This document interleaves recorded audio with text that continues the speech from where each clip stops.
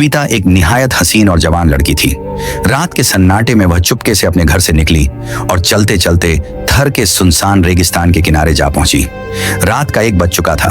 हर तरफ खामोशी और अंधेरा छाया था। स्वीता नरम रेत के टीलों पर कदम रखते हुए ऊपर चढ़ने लगी। ठंडी हवा के झोंके उसके बालों से खेल रहे थे। कुछ देर बाद वह रेगिस्तान की चोटी पर पहुंच गई, जहां दूर एक लकड़ी की बनी पुरानी झोंपड़ी दिखाई दे रही थी। स्वीता धीरे धीरे उसी झोंपड़ी की तरफ बढ़ने लगी। अंधेरा गहरा हो चुका था। झोंपड़ी के दरवाजे तक पहुंचकर वह रुकी। दरवाजा बंद था। उसने एक सुराख से अंदर झांका, फिर पर्स से शीशा निकालकर अपने बाल संवारे, कपड़े ठीक किए, जैसे खुद को तैयार कर रही हो। मुतमिन होकर उसने धीरे से दरवाजा खटखटाया। स्वीता लगातार दरवाजा बजाती जा रही थी और साथ ही आईने में खुद को संवारती रही। अचानक दरवाजा चरमराया और अंदर से लगभग 80 साल का एक कमजोर बूढ़ा बाहर निकला। जैसे ही उसकी नजर स्वीता पर पड़ी, वह कुछ पल उसे देखता ही रह गया, मानो किसी ख्वाब में खो गया हो। स्वीता ने हल्की मुस्कान के साथ कदम बढ़ाए, उसकी आंखों में झांका और नरमी से बोली, मैं अपने घर वालों के साथ सैर के लिए आई थी, मगर वे मुझे यहाँ भूल गए। क्या आज की रात तुम मुझे अपनी झोंपड़ी में पनाह दे सकते हो? बूढ़ा एक पल को चुप रहा, फिर उसके चेहरे पर धीमी मुस्कान फैल गई। उसकी आंखों में अजीब सी चमक थी। वह स्वीता के चारों ओर घूमने लगा, उसे ऊपर से नीचे तक निहारते हुए। स्वीता ने हंसकर कहा, क्या देख रहे हो? बूढ़ा उसके पीछे आ खड़ा हुआ तो स्वीता ने पलटकर कहा, तो क्या सोचा, मुझे आज रात यहीं ठहराओगे? यह सुनकर बूढ़ा जैसे दीवाना हो गया। उसने उत्साह में कहा, हाँ क्यों नहीं, आओ अंदर आ जाओ। स्वीता चुपचाप झोंपड़ी में दाखिल हो गई और बूढ़ा भी उसके पीछे दरवाजे की कुंडी लगाकर बोला, यहाँ रात को चोरों का खतरा रहता है। स्वीता जरा चौंकी मगर कुछ न बोली। बूढ़ा बोला, इसीलिए कुंडी लगाई है। स्वीता हल्की मुस्कान के साथ बोली, ओह अच्छा। झोंपड़ी के अंदर 2 छोटे कमरे थे। वह एक से दूसरे कमरे में गई और बोली, मैं कहाँ सोऊं? बूढ़ा हंसकर बोला, जहां दिल चाहे वहीं सो जाओ। स्वीता ने नरमी से कहा, तो फिर एक कमरे में तुम सो जाओ और दूसरे में मैं सो जाती हूँ। बूढ़ा कुछ देर उसकी आंखों में देखता रहा, फिर बोला, ठीक है, जैसी तुम्हारी मर्जी। बूढ़ा अपने कमरे में जाकर लेट गया, मगर उसके ख्यालों में स्वीता ही थी। स्वीता भी अपने बिस्तर पर करवटें बदलती रही। अचानक बाहर कुत्तों के भौंकने की आवाज आई तो वह घबरा गई, उठी और तेजी से बूढ़े के कमरे में आ पहुंची। उठो उठो, मुझे डर लग रहा है, वह कांपती आवाज में बोली। बूढ़ा हड़बड़ाकर उठा। क्या हुआ? स्वीता बोली, मैं अकेली नहीं सो सकती, ये वहीं तुम्हारे साथ रहना चाहती हूँ। बूढ़े के चेहरे पर खुशी की झलक आ गई।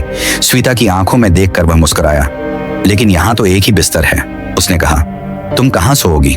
स्वीता ने जवाब नहीं दिया, बस उसका हाथ थाम कर बोली, चलो बाहर चलते हैं, मेरा दम घुट रहा है।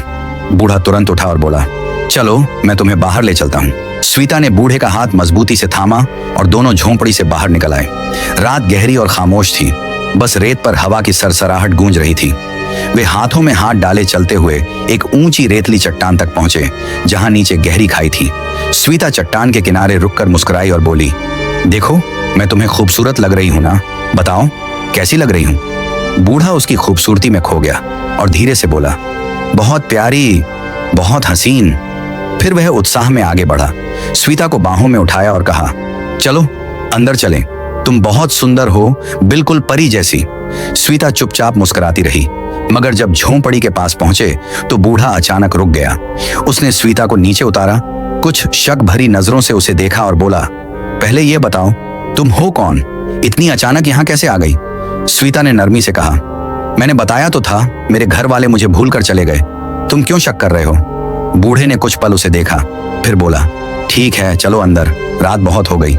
स्वीता मुस्कुराकर बोली, इतनी जल्दी क्यों? पहले रेगिस्तान में थोड़ा घूम लेते हैं। बूढ़ा हंसते हुए बोला, चलो जैसा तुम चाहो। दोनों फिर हाथों में हाथ डाले रेगिस्तान की ढलान से नीचे उतरने लगे। रात का आखिरी पहर था, आसमान स्याह अंधेरे में डूबा हुआ। चलते चलते बूढ़े की नजर अचानक किनारे पर मौजूद एक अंधेरी गुफा पर जा ठहरी। बूढ़े ने जैसे ही उस गुफा को देखा, उसकी आंखों में चमक आ गई। वह उत्साहित होकर बोला, आओ स्वीता, उस गुफा के अंदर चलते हैं। स्वीता जरा हिचकिचाई, नहीं वहां बहुत अंधेरा होगा। बूढ़ा हंसकर बोला, आओ ना, मैं हूं ना तुम्हारे साथ। दोनों धीरे धीरे रेगिस्तान के किनारे उस गहरी गुफा के पास पहुंचे। बूढ़े ने मुस्कुराकर कहा, तुम आगे चलो। स्वीता ने एक नजर इधर उधर देखा और फिर गुफा में कदम रख दिए। बूढ़ा भी उसके पीछे भीतर चला गया। गुफा लंबी और तंग थी। दीवारों से ठंडक और सीलन महसूस हो रही थी। स्वीता संभल संभल कर आगे बढ़ रही थी और बूढ़ा बिल्कुल उसके पीछे। थोड़ी दूर जाकर बूढ़ा एक जगह रुक गया जहां एक बड़ा पत्थर पड़ा था। उसने कहा, तुम थक गई होगी, इस पर बैठकर थोड़ा आराम कर लो। स्वीता मुस्कुराई और बोली, हाँ सच में बहुत थक गई हूं। वह पत्थर पर बैठी, फिर धीरे से लेट गई। गुफा में सन्नाटा था, सिर्फ हवा की हल्की सरसराहट गूंज रही थी।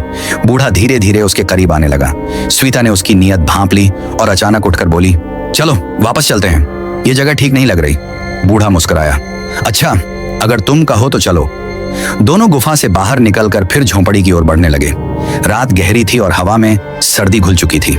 झोंपड़ी के पास पहुंचकर स्वीता रुकी और अपने कपड़े झाड़ते हुए बोली, अरे मेरे कपड़ों में कुछ चला गया है।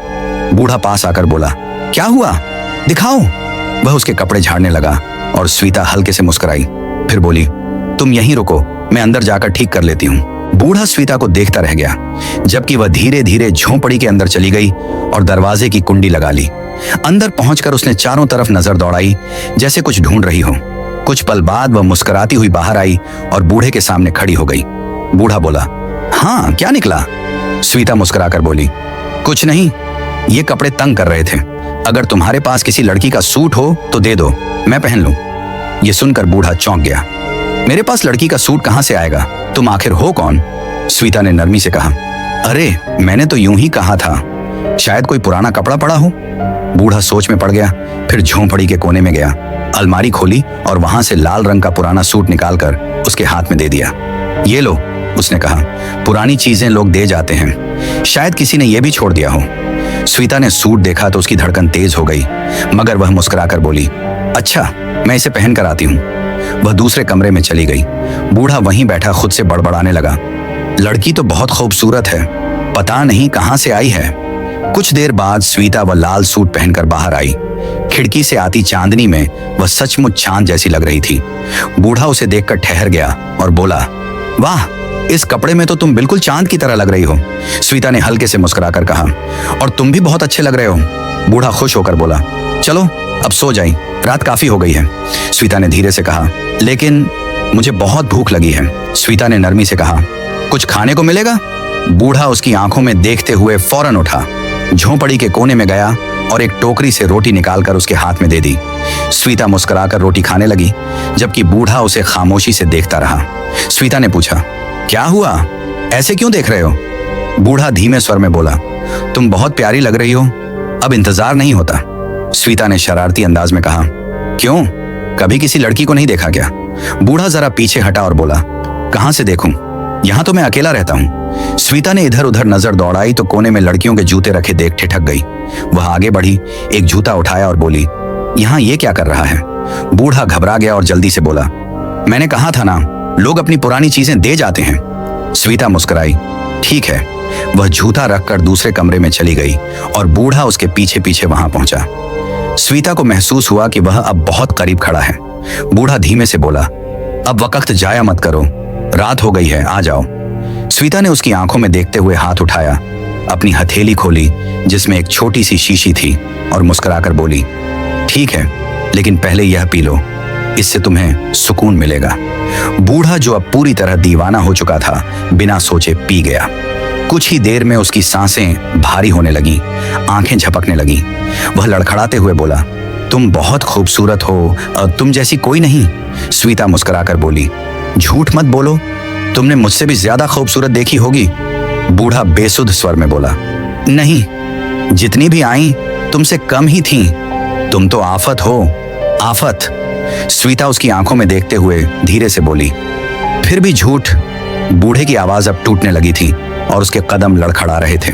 जैसे ही बूढ़ा स्वीता के करीब आया, स्वीता ने अचानक उसका मुंह हाथ से ढक लिया और मुस्कुराकर बोली, अच्छा, एक मिनट रुको, बात तो सुनो। चलो हम एक खेल खेलते हैं, पकड़न पकड़ाई। अगर तुम जीते तो तुम्हारी मर्जी चलेगी और अगर मैं जीती तो मेरी। बूढ़ा हंस पड़ा, हाँ, ये भी कोई खेल है, इसमें तो मैं ही जीतूंगा। चलो शुरू करते हैं। दोनों झोंपड़ी से बाहर आ गए। रात का आखिरी पहर था, हर तरफ सन्नाटा और अंधेरा फैला हुआ था। बूढ़ा मन ही मन मुस्कुराया, यह पागल लड़की मुझसे नहीं बच पाएगी, आज मैं जरूर जीतूंगा। अगले ही पल स्वीता ने दौड़ लगा दी। रेगिस्तान की ठंडी रेत उड़ने लगी और बूढ़ा उसके पीछे पागलों की तरह भागा। स्वीता चट्टानों और टीलों को पार करती तेजी से ऊपर की ओर भागती रही, जबकि बूढ़ा उसके पीछे अपनी सांसें खींचता, अपनी जीत के सपने बुनता दौड़ता रहा। लेकिन अब स्वीता थकने लगी थी। बूढ़े ने देखा कि उसकी रफ्तार धीमी पड़ गई है, तो उसने अपनी चाल तेज कर दी। कुछ ही पल में वह स्वीता के पास पहुंच गया और चिल्लाया, पकड़ लिया, मैं जीत गया। वह हंसते हुए उसे बाहों में उठाकर बोला, अब मेरी मर्जी चलेगी। फिर उसे खींचता हुआ झोंपड़ी की ओर बढ़ने लगा। रात गहरी थी, हवा सर्द थी और रेगिस्तान के सन्नाटे में अब खतरे की आहट धीरे धीरे गूंजने लगी थी। रेगिस्तान स्याह अंधेरे में डूबा हुआ था। बूढ़ा स्वीता को बांह से पकड़कर घसीटते हुए झोंपड़ी के दरवाजे तक लाया और एक जोरदार धक्का देकर अंदर कर दिया। खुद भी भीतर दाखिल होकर उसने दरवाजे की कुंडी चढ़ा दी। वह हंसता हुआ बोला, अब तो मैं जीत गया हूं ना, अब मेरी मर्जी चलेगी। स्वीता का दिल तेजी से धड़कने लगा, लेकिन उसके चेहरे पर डर की जगह एक नर्म मुस्कान थी। वह बोली, ठीक है, लेकिन पहले तुम पास वाले कमरे में जाओ, मैं जरा अपने कपड़े बदल लूं, फिर देखेंगे। बूढ़ा खिलखिलाकर बोला, अच्छा चलो, ये तो तुम्हारी बात मान लेता हूं। वह अगले कमरे में चला गया और तभी स्वीता ने फुर्ती से अपने पर्स से एक छोटी शीशी निकालकर दीवार के पास रख दी। कुछ देर बाद बूढ़ा पुकारने लगा, हाँ, बदल लिए कपड़े? आ जाओ।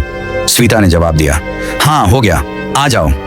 बूढ़ा भागता हुआ कमरे में आया और हंसते हुए बोला, अरे तुमने तो वही कपड़े पहने हैं। स्वीता मुस्कुराई, मेरे पास और कहां से आते, यही ठीक है। बूढ़ा झुका और बोला, जैसी तुम्हारी मर्जी। फिर उसने अचानक उसका हाथ पकड़ लिया। स्वीता बोली, एक मिनट।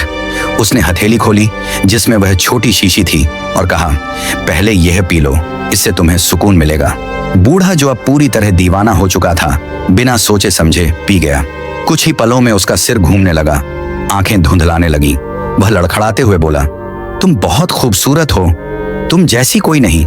स्वीता मुस्कुराकर बोली, झूठ बोलते हो, तुमने मुझसे भी ज्यादा हसीन देखी होगी। बूढ़ा नशे में डूबा हुआ बोला, नहीं, जितनी भी आई तुमसे कम ही थी, तुम तो आफत हो, आफत। स्वीता ने उसकी आंखों में गहराई से देखा और कहा, फिर भी झूठ। अब बूढ़े की आवाज टूटने लगी थी और उसके कदम डगमगाने लगे थे। तभी स्वीता दीवार की तरफ गई और वहां से वह चीज उठाई जो उसने कुछ देर पहले अपने पर्स से निकाल कर रखी थी। वह एक खुफिया कैमरा था जिसमें उस आदमी के सारे इकरार जुर्म रिकॉर्ड हो चुके थे। स्वीता ने एक और जोरदार थप्पड़ उसके चेहरे पर मारा और बुलंद आवाज में बोली, मैं एक पुलिस ऑफिसर हूं, यह पूरी कार्रवाई मेरी निगरानी में हुई है। हमारे पास शिकायतें आ रही थीं कि तुम मासूम लड़कियों के साथ गंदा खेल खेलते हो, इसलिए मैंने यह सारा प्लान बनाया ताकि तुम अपने गुनाह अपनी जुबान से कबूल करो और कोई इनकार न कर सको। यह सुनकर बूढ़े के भेष में छिपा वह दरिंदा सन्न रह गया। कमांडो उसे जमीन से घसीटते हुए बाहर ले गए और गाड़ी में डाल दिया। कुछ दिनों बाद उसे अदालत में पेश किया गया। वीडियो और ऑडियो सबूतों के सामने उसके झूठ टिक नहीं पाए। वह शातिर गुनहगार साबित हुआ और अदालत ने उसे सख्त सजा सुनाई। इस तरह एक बूढ़े के भेष में छिपा दरिंदा अपने अंजाम को पहुंचा और स्वीता ने अपनी हिम्मत और अक्लमंदी से यह साबित कर दिया कि सच्चाई और नेकी की जीत हमेशा होती है। बुराई चाहे कितनी भी नकाब पहन ले, एक दिन उसका चेहरा जरूर बेनकाब हो जाता है।